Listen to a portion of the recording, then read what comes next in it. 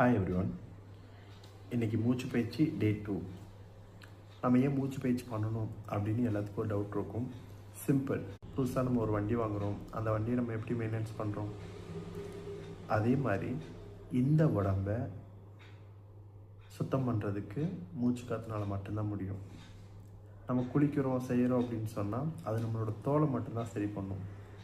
நம்மளோட மூச்சு காற்று மட்டும்தான் நம்ம உடம்புல இருக்கிற ஒவ்வொரு செல்ஸையும் சுத்தம் பண்ணும்.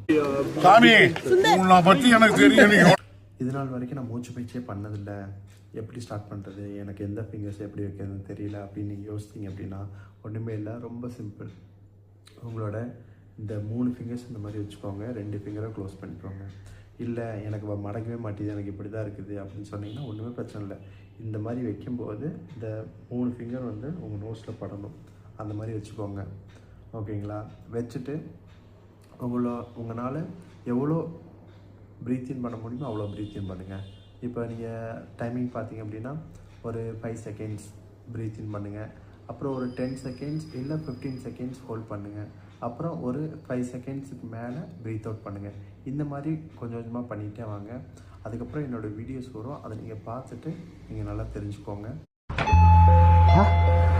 இந்த மாதிரி மூச்சு சார்ந்த பிரச்சனைகள், நோய் சார்ந்த பிரச்சனைகள், இது எல்லாத்தையும் இனி வரக்கூடிய வீடியோஸில் 1 by 1 நான் சொல்கிறேன். தெரியாதவங்க தெரிஞ்சுக்கோங்க, தெரிஞ்சவங்க மற்றவங்களுக்கு சொல்லிக் கொடுங்க. எல்லாருமே நல்லா இருப்போம்.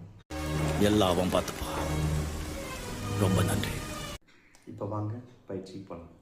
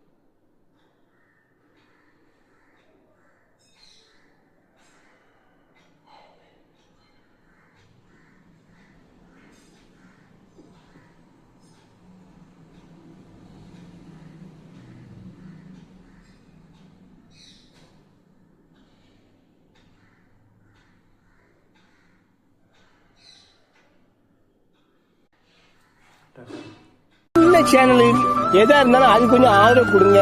உங்க பொண்ணான கையை கொண்டு அந்த பெல்ல தட்டிடுங்க. அவங்களுக்கு சப்ஸ்கிரைபர் 5-10 ஏறுனா அவங்க மனசு சந்தோஷப்படும். அவங்க வீடியோவும் பாருங்க.